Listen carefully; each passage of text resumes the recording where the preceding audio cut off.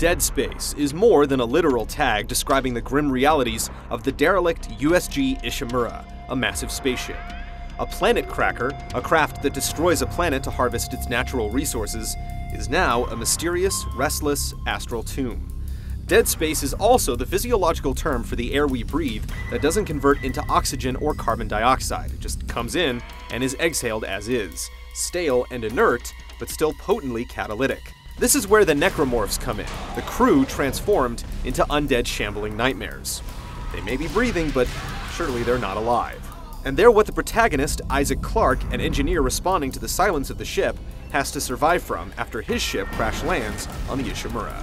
What the hell? Sir, the auto dock. What is it? We're off track. We're gonna hit the hull.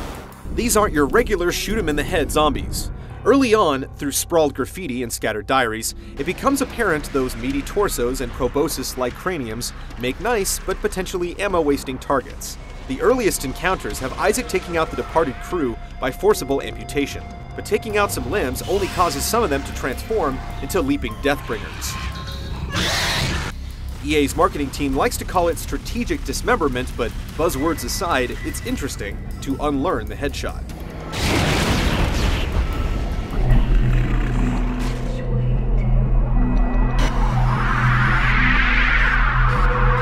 Isaac has the weapons, each with a secondary fire mode, to get the job done.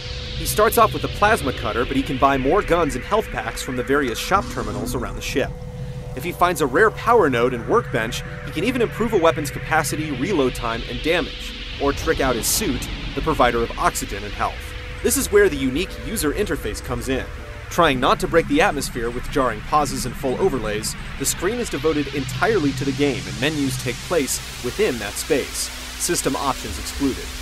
Isaac's glowing spine shows his health, and weapons give a holographic ammo count while maps, inventories, and videos pop up in real time, begging you to swivel the camera. Oxygen levels are falling. Something's poisoning hydroponics air production, and whatever it is, it's filling the deck up with that organic stuff. Location help is available by clicking down on the right stick, letting Isaac use the ship's mapping system to show him the way without breaking the ambiance. The Ishimura breathes atmosphere, from the cluttered halls filled with debris and the dead to necromorphs scuttling in the ducts. Sound is used effectively to track these rustlings, making you wonder if the next one will proceed a strike.